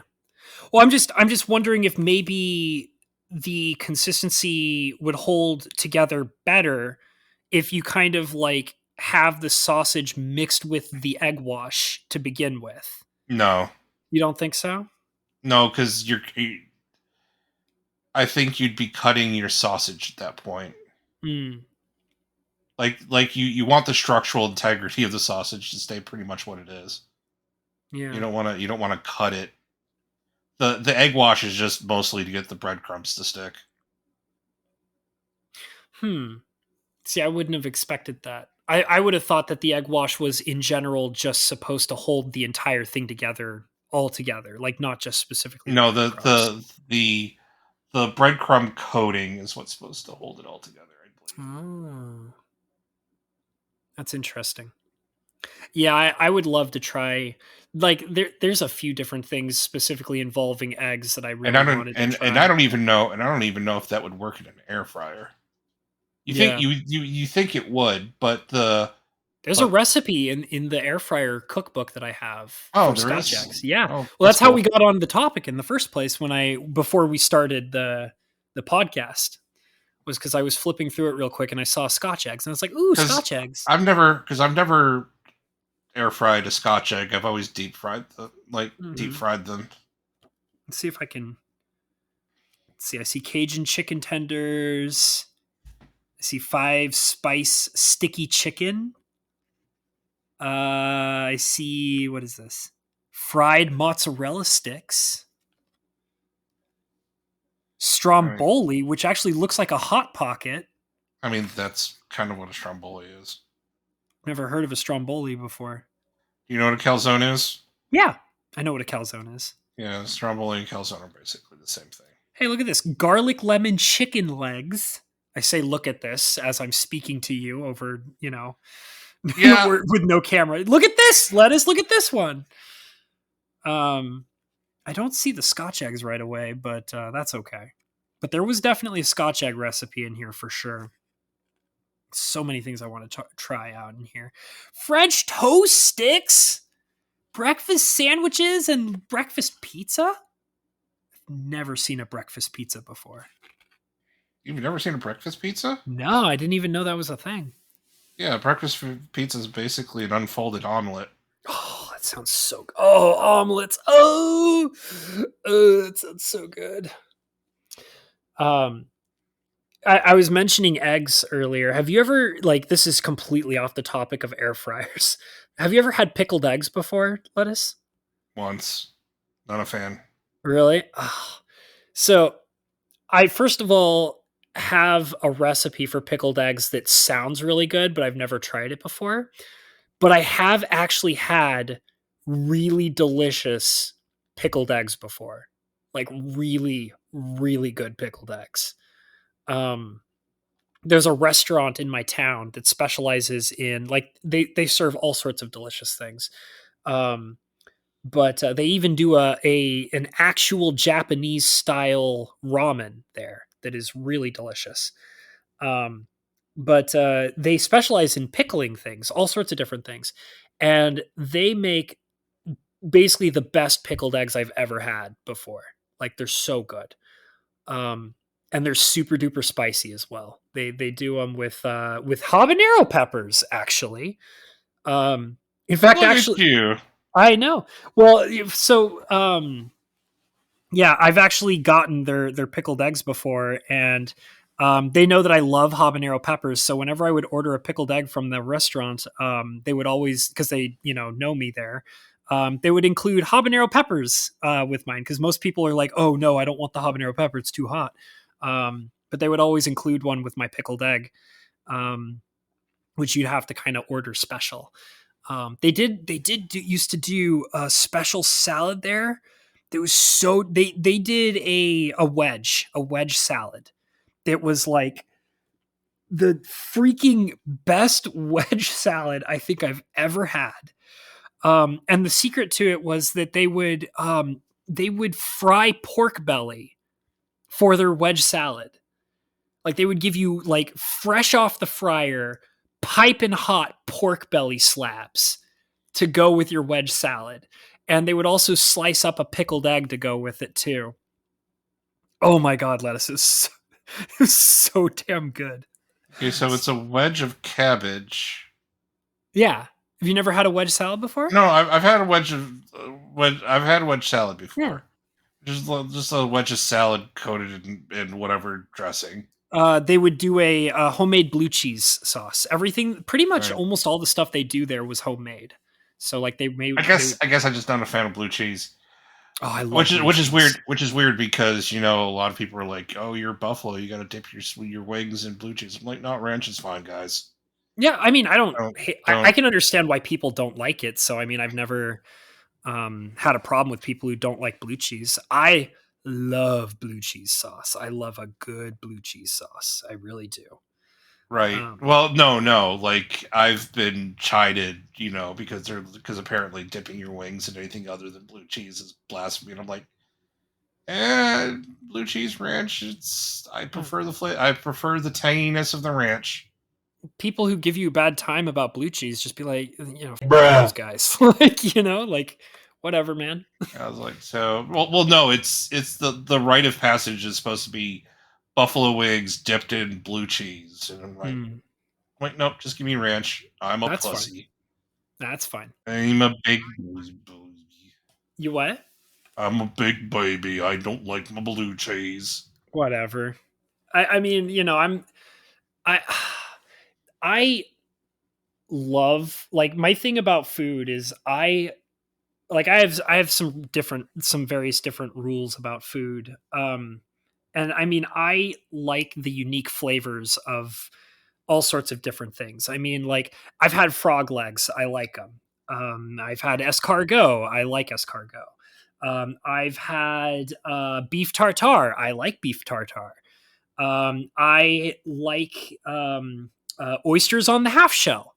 Like, I have a rule about food, which is I will try anything at least once when it comes to food. Like, if I've never had it and somebody swears by it that it's good, I'll try it. Like, and if I don't like it, I won't do it again. Or there's one food that I hate in particular, like, that I think is just like the worst food I've ever had in my life. But I still try it once every couple of years to make sure that I still don't like it. So, like, even if there is a food that I've tried and I don't like it, I'll try it again, just to make sure every few years. Rocky Mountain Um, oysters. that is something I've never had, but I also know exactly what it is. Um, Right, right. uh, I've never been somewhere Where they make that them. has served it. Correct. I don't know if somebody was like, okay, this is a 5-star restaurant, and this is like your opportunity to try Rocky Mountain oysters. I don't know if I could do it or not, knowing what it is. But a part of me also says that I should probably try it at least once. You know what I mean? Yeah. Have you had it before? Nope. Okay. I can't imagine they're much more different than chicken livers. To be perfectly honest, though. That's another thing. I also have had chicken livers before, and I like those as well. Like, Like I can't imagine that that fried deep fried bull testicles are are they much more actually deep different. fried? They Is can that be. I mean, okay? they are typically breaded and fried. That's interesting. They're smashed down. They're breaded. They're kind of steak fried, Hmm. like little like chicken fried or steak chicken fried steaks. That's interesting. Except for it's all meat. Yeah. I think that, like I said, if it was at like a high quality restaurant and they were like, this is the place to try it, I think I would try it. I think I would. I mean, like, and I would be comfortable with trying it once and being like, okay, I tried it. I don't have to ever do it again, you know? Um, but because there's so many weird foods that I've had and I don't regret trying them. So I mean, I'd feel bad if there was like this one thing and people were like, no, no, no, it's good. Like, you should definitely try it. Like, otherwise, if it wasn't good, we wouldn't serve it. So it's like, okay, well, I think I'll try it at least once. It's Right. whatever. Go to Japan, get you some fugu. I was literally just about to bring that up too. I do want to try fugu. I do. I've always wanted to go to a really high quality, Japanese restaurant and try fugu. Like that would be something I would be willing to try. Um, and I mean, the thing is too is like I've actually read about like some of the Japanese restaurants in Japan, located in Japan, that serve it, and like So they're good you have to sign a waiver. well, the thing is though is that also they're really trusted though. Like they've the people who have done that kind of stuff in those restaurants in Japan have been doing it their entire lives, and they've had like as far as I've seen, most of them haven't had any fatalities or anything like that. So if I went to like if they were like, oh yeah, we serve fugu, and also we have like a zero mortality rate against our fugu. You know what I mean? So I would try that. I think you have to try. I think you have to sign the waiver regardless. Yeah, but that's the thing though, is that if they were like, well, you have to sign a waiver because you have to. And I would be like, okay, well, like what's your mortality rate? And they'd be like, oh yeah, like we haven't had any deaths. And I'd be Yeah, it's like, then like, I don't feel bad about that then. oh yeah, no, absolutely not. What are the craziest foods that you like, Lettuce, if you have any? I don't really think I have crazy things. Now, see, the thing is you and I have had a discussion about tartar before. Mm-hmm. Like, I've been to places that have had tartar, but they've also had other things that just seem to interest me more. Sure. So I've never actually tried beef tartar. I would have never been into tartar if my sister hadn't like because that's what you just said is literally what happened to me when I had the chance to have one of the best beef tartars in existence. Basically, I was at a specialty steak restaurant in Boston, and it's like I can't remember the name of it, but it was a steak restaurant that is famous for their kitchen hardware. So like they're a company that like makes like name brand knives and stuff like that for meat cutting and stuff like that. But they happen to have a steakhouse that is like really famous. And my sister took us to this really fancy steakhouse, and we had to like wear suits and stuff. Like that's how fancy it is. It's one of those things where it's like they won't let you in the door unless you're like fully suited up in like the nicest clothing you have available to you. Um, and they sat us down, and we got our orders, and I don't even remember what I had. I'll be honest. I know that it was good, but I, for the life of me, don't remember at all what I ordered at that steak restaurant. But the only thing I do remember is my sister ordered beef tartare because she said the beef tartare here is literally just like some of the best beef tartare you could possibly have in the entire country. And she ordered that, and she was like, would you like to try my beef tartare, Mike? And I was like, well, okay, what is it? And she's like, I'll be honest with you, it's basically raw ground, specially prepared raw ground beef. And she told me that, and I was like, yeah, I'll try it. I want to try it. Because that's the kind of person I am. I like trying things regardless. Like, like I said, like, what's escargot? Oh, well, it's snails. I'll have some of that. Yeah, yeah. But Um, you're like, it's beef, and you're like, I like beef. yeah, exactly. And I tried that beef tartare, and it blew me away how good it was. It freaking blew. It was like it was meat butter. It was like meat butter. Like Right. it was so amazing. Like I Well, couldn't. I mean, you're getting all the flavor of a steak Yeah. without worrying about losing it Yeah, in in the the cooking pan. process. Yeah, without losing it in the cooking process because you asked for medium well and got medium. You asked for medium rare and got medium well, Mhm. and a lot of the flavor got lost in the pan. Yeah. Well, that makes me curious. How do you like your steaks prepared, Lettuce? Mid rare. Mid rare. I'm Okay. not. I'm a standard typical person. You discover medium rare has the best flavor. Yeah. Doesn't need A1 to be edible. Oh, yeah. I oh. I mean, I still like the flavor of A1, so sometimes I still use it. But Sure. But like sometimes, you know, because I like my steaks rare to medium rare, preferably more on the rare side. Um, and like the thing is like a good steak can just be, rare and juicy, and you can just have it in its juices, and it's just, oh, it's yeah, so good, you know? little salt, little salt, little pepper is all you really need to kick out a little bit of the flavor, and yeah, Absolutely.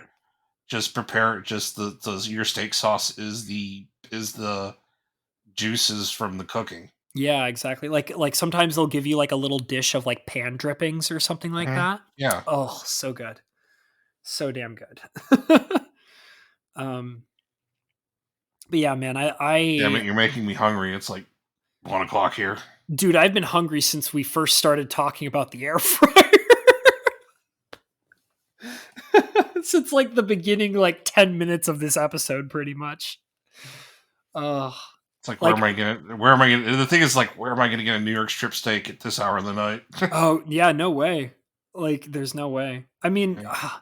like when we were first started talking about hot wings, I was like, damn, maybe I should like call up freaking Domino's and have them send me some wings, man. Like, oh man. Here's the funny thing. Uh-huh. Like, Domino's Mhm. buy their wings plain. Yeah? Really? Cuz I Yeah, know that they do that. buy their wings naked. You could just reheat, uh preheat your oven. Uh-huh. Take the wings and like put them on a greased baking sheet. Sure. Because you have to reheat them somehow. Uh, cook up a little bit of the sauce like I told you, Yeah, and man. then take those Domino's wings and then just toss them in the sauce. That sounds so good. I've done that more than once. One of the things that I really got to give Domino's credit for, they don't bread their wings, and I I mean love that. I mean neither does Pizza Hut. Oh, really? I didn't know that. I've never bought wings from Pizza Hut. I can't stand Pizza Hut. I can't I can't no, like Pizza Hut doesn't bread their wings. The only place, the wing place in town, or where around where I'm from, that actually breads their wings still is Hooters and Pizza Bruh. Place. I have not eaten at a Hooters in a long time. I've eaten at a Hooters before, but it's been so long. Over a decade. They Over a bread their decade. yeah they're one of the few places that still lives by breading their wings. Yeah, that's weird. And I'm like, this is just absolutely unnecessary. Well, so like if I like chicken strips, like bare chicken strips that I then douse in sauce later. Um Mhm. I like that breaded. I like my strips to be breaded. That's how they're supposed to be served. But like when it comes to wings, it's like if I see my wings come out and they're breaded, I'm like, what the hell are you doing? Like, Like, what's the point? yeah, what are you doing to Are my these are delicious these meal? are these skinless chicken wings by any chance? Did you mess up and buy skinless chicken wings? And you're like, well, we got to kind of get a little bit of crunch on this somehow, so we'll just dredge them in a little flour before frying them. Yeah. That is very weird. Um Yeah, Well, because like also like I've had, because Domino's, they also do like these kind of fancy chicken nuggets. Um and I don't think they even bread those, do they? I'm trying to remember if they bread those or not. they I think do. they do. But like, see, like the thing is, it's weird to me is that like those chicken nuggets those specialty chicken nuggets that they do, and them being breaded, and like I also mentioned chicken strips, for some reason when I think of that stuff, that is okay to me as The being special. breaded. Well, I mean, okay. So the specialty chicken things that they give you, Yeah, they're basically their boneless wings mixed together with whatever and whatever. sure. Yeah. That's what those are. Yeah. Well, I mean, but like I'm okay with those being breaded, Oh yeah, because no, it's like okay, well, yeah, but like it's like well, if somebody breads a chicken wing, it's like a crime. You yeah, know what I yeah, mean? like chicken tenders, chicken nuggies. I guess if Yeah. you want to call a chicken nuggie a boneless chicken wing, That's what adults call it. I guess. But Makes me feel adult. yeah, it's a nuggie. Yeah. You can have your nuggie. Um, like yeah, those are fine breaded. Yeah. The traditional drum flat wing, Yeah. yeah, you bread that, and I'm gonna look at you funny, and be What are you doing?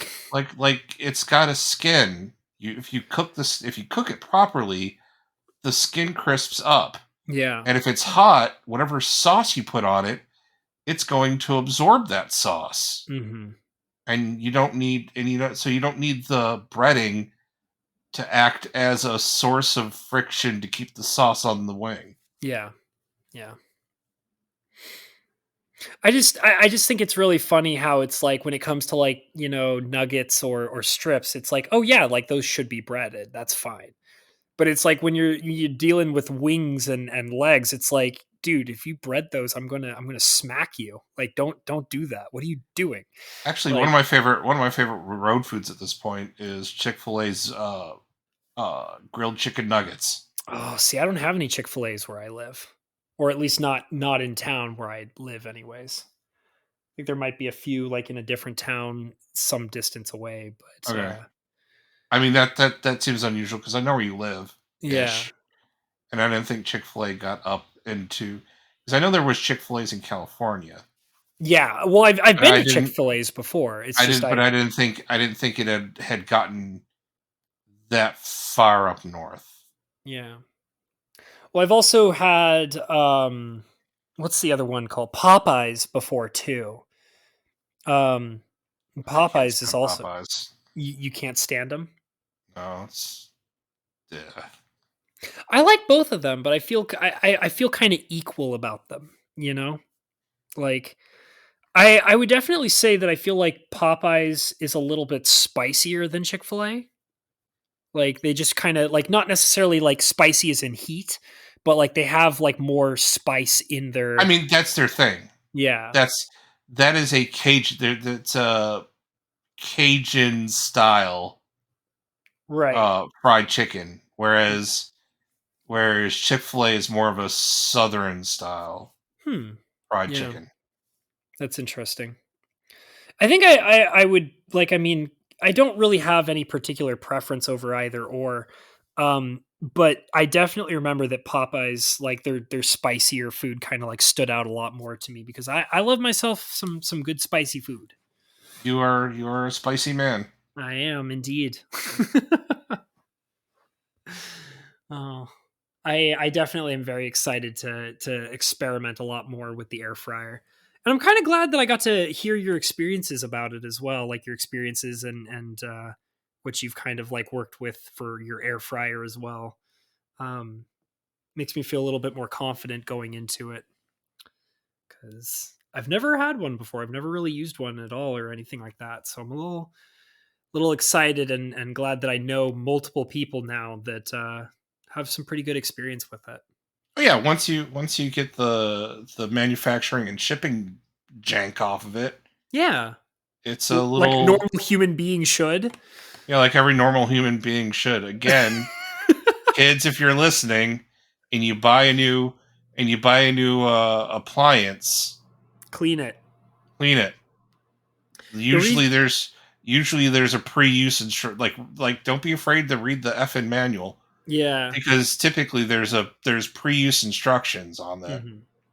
that'll tell you what you have to do. Yeah. Well, that's what I was doing with the espresso machine. Was I was reading all the like the first few hours before I even turned it on to begin the cleaning process. Was reading through the manuals and making sure that I was messing around with it correctly. Um, but yeah, the reason why we keep saying like please clean your appliances is because when I was shopping around, like, and I was explaining this to Lettuce, when I was shopping around for these appliances, the air fryer and the espresso machine, there were hundreds, like not even joking, there were hundreds of comments of dissatisfied customers leaving dissatisfied reviews of these products because they would constantly say the same thing over and over again. Toxic smell, toxic taste. Everything smells like plastic. Everything tastes like plastic. Like, it burned rubber, smelly rubber in my food, in my drinks. And it's like, and I would then read reviews that say, like, guys, clean your damn appliances. Listen here, asshole. It's like, wash the damn thing. Like, it's not that hard. Quit being such bitches. Yeah. Like, just wash it. And like, yeah, maybe you have to wash it 4 or 5 times before the smell goes away. Like, just do it. Like, just do it. Oh my goodness.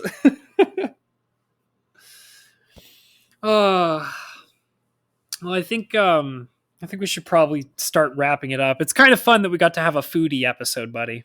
Oh yeah, no, like you are like, given your hipster mentality, I figured you'd had some pretty good food discussions to be having, and well, I'm a fatty, and fatty's got a fat, so. you're a foodie too. Like I feel like in all honesty, like I was legitimately surprised all of the information you had about making wings. That blew my mind away. I was not actually expecting the amazing amount of detail that you had to go into about making wings. Like, that blew my freaking mind. And Oh yeah, no, I know about a wing. I'm kind of. Yeah. I take my birthright and heritage kind of seriously, so Yeah, man. I'm a bit of a wing snob, and yes, buffalo wing sauce is, if it doesn't have butter, it's just hot sauce. Yeah, I would agree. Like, That is it. so yeah, add butter to your franks. Mm-hmm. Maybe splash. I like to splash a little extra vinegar because I like that little bit of a vinegary zest to it more than Yeah. I like the cayenne heat. Yeah. I think that's because vinegar is legitimately not something I would have thought of. Like, I mean, I do know that there is vinegar in buffalo sauce, but I would have never thought of adding more. So that'll be something I will personally try to see if it's more adjusted to my personal taste by doing that, and I can't know unless I try it. So Yeah, absolutely. And also if there was something that I would like to kind of like, add on to that, especially after the last couple of things we talked about, which is, guys, don't be afraid to try new things, like, I mean, I tell my little kid this all the time. You got to try new foods because they might taste good. yeah. And also, like, and another part of that too is also, if you don't like something the first time, like, wait a few years and then try it again, because your taste buds will change. Yeah, Like, they do. My kid runs that across me all the time. I was like, hey, why don't you like this anymore? Because Dad, I'm growing up, my taste buds changed. I'm like, Yep. and I'm like, oh, good point. Yeah. Bastard. I know I've said it many times before, but dude, the stories you tell me about your kid always really surprise me. You have a smart kid, dude. No, he is very brilliant. Yeah. He definitely likes throwing my lessons right back at me at the most inconvenient time, though. Little smart ass little shit.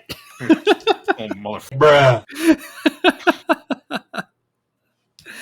So yeah, guys, don't forget to put butter in your wing sauce, and try new things, and don't be afraid to go back to things that you hate after a few years, because you never know if your tastes have changed. So that's definitely what I'd like to part with. And eat more sushi. Oh, dude, I had really good sushi like about a week ago. I binged. I was like, you know what? I don't care if this is a little bit more expensive than normal. I'm going to buy this and it's going to be delicious. And it was. I still love sushi. So yummy. Didn't have chopsticks though. I was very angry at myself. I had to eat my sushi with a freaking fork. I felt like a freaking pleb. Eat it with your hands. No, like I don't think I could. Well, okay, that's not true. I did actually. What I would do was I would take the fish that was laid on the top and then pull it off with my fingers and then eat that like that. Okay, And then okay. So this isn't the rolls. It's like the sashimi. Yeah. Well, no, it's actual sushi. Yeah. Well, so the if I could just kind of throw this in at the last minute here, it was a roll with raw tuna, fatty tuna laid on top, and they also did spicy fish eggs on the top, like spicy tuna roe. And what I would do, and it had like a hot sauce, like a kind of a spicy cream sauce on the top. And so what I would do is I would take the pieces of fatty tuna off of the top of the roll, which had like the special cream sauce and also the spicy roe, and I would eat that just like that. And then I would then use my fork to pick up the actual sushi roll and then dip that in a mixture of soy sauce and wasabi. And you do that? Oh, I love wasabi in my soy sauce. Oh, you are a cretin. Dude, you know when you get like your sushi and they give you a big ass dollop of wasabi? And then when you mix it in your soy sauce container, every sushi chef who sees you doing that is imagining stabbing you in the nose with your chopsticks. Okay, so here's the thing.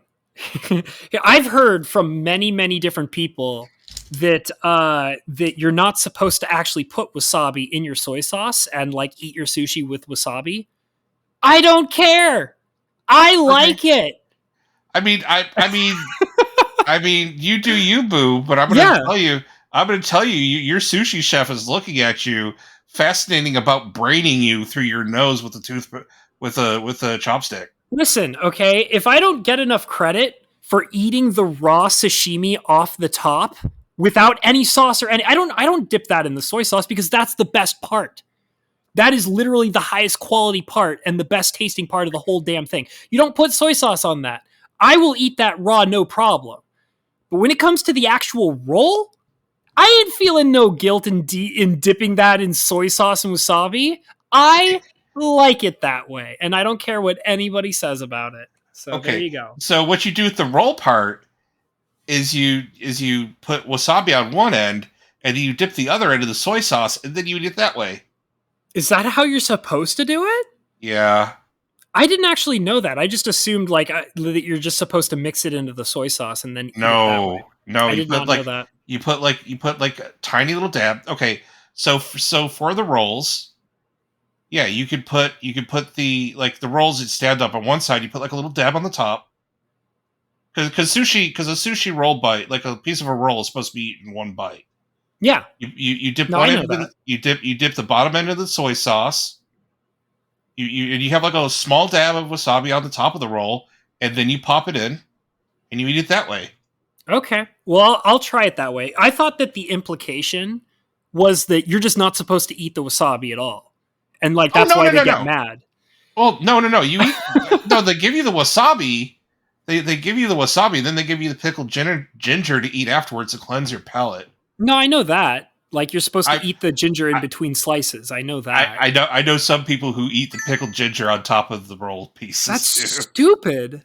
That seems dumb to me. I don't know. On some rolls, it's actually not half bad. All right. But yeah, so next time you get some sushi and they give you some soy sauce and they give you a dab of wasabi. Yeah. It's you take a little you take your toothpicks, you get like a little dab of wasabi, put it on top, pick up the roll, dip the roll in the soy sauce, and then eat it whole. Okay. I mean, I didn't know that that's how it was supposed to be done, like legitimately. Because like the thing is my overall perspective is like, why are people getting mad about this? They put the wasabi on the dish. I want to eat. I like wasabi. Like I like it. Yeah, so, no. You're supposed to take like little dabs of it and put it on each bite of the roll. All right. Well, I mean, I'll probably. So here's the thing. I've also won $20 one time because somebody dared me to eat a raw thing of wasabi.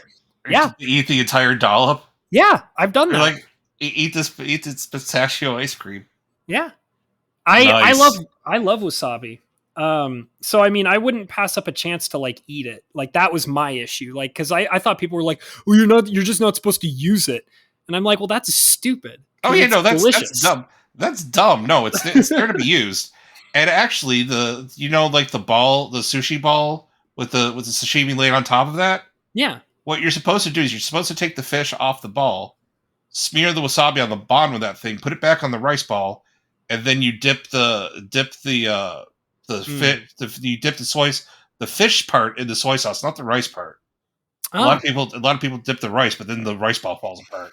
You dip Mm. the fish part and then you eat it in like one or two bites. Okay. But the wasabi is there to be applied onto the rice. Yeah. The fish that goes on top is the part that I just like to eat raw. Like I just like it like that because Nice. that's my favorite. Because I mean, fatty tuna has so much flavor to it. You don't need to put other things into it. Like the rolls are like they're good, but they're like a mishmash of all sorts of different things. And it's like, well, I kind of want like a little bit of a flavor booster, which is why I like the wasabi with the soy sauce on the roll. But like when you eat I'm the fatty tuna off the top, I just eat that raw because it's got such a unique flavor to it. I also don't eat very complex. I don't like those fancy chefy type rolls. I like my basic rolls. I like my favorite sushi roll is a very basic roll. Like a California roll? Oh no, not even well, I mean California roll. Yeah, it's kind of like a California roll. It's called an Alaskan roll. Okay. Smoked salmon, avocado, cucumber. Smoked. Hmm. Some places don't have smoked salmon. There's one place in town I know that makes it with smoked salmon, and it's way Okay. better. So All yeah, right. it's smoked salmon, Hmm. avocado, cucumber. Yeah. Yeah, I like these. Some places make it with cream cheese, and I don't ever understand that. Yeah, that is weird. I know what you're talking about.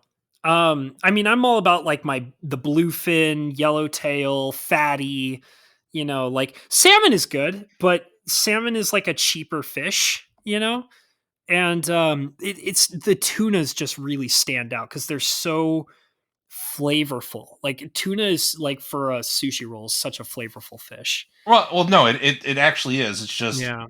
I I like the combination of the salmon and the avocado I and the also like cucumber. the rare sushi rolls that are like straight up raw octopus. Yeah. Oh yeah. Mm, Oh yeah. Yeah, dude. That's mm. right. Yeah, that's right. I'm a raw octopus guy. What's up?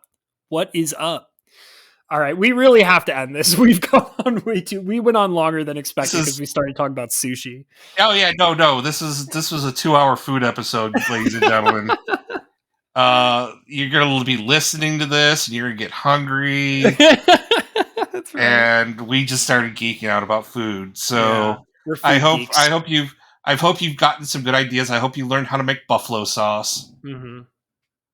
And just as a palate cleanser, I hope you guys all are feeling a lot more informed after the beginning about shit dick. So Yeah, don't be afraid to ask for the shit dick. yeah, it's okay. Eat good food and don't fear the shit dick. It will come Yeah. for you, no matter I how. mean, eat good food, good ass. All right, guys. So I'm gonna say all the normal things, which is like, comment, and subscribe. Those are all greatly appreciated. Check in the description below for all the wonderful links. All donations are greatly appreciated. There's a link for PayPal and there's a link for Streamlabs. All those things really help me out, especially for apparently, buying new kitchen appliances. If you want to help me buy new kitchen appliances, then that's the way to do it. And special shout out to all the wonderful Patreon members who are always constantly being helpful and assisting me in all of my endeavors on YouTube. And those wonderful, wonderful Patreon members include Bo Falcon, Fajuk Enterprises, James P., the lovely Miss Rebecca, as well as Scorpageist. Thank you, Patreon members, so much for all that you do for me. You're greatly appreciated. And other than that, we have been the Imaginary Boys. Good night, everybody. Bye. Don't be afraid to eat good ass. Yeah, shit dick is important.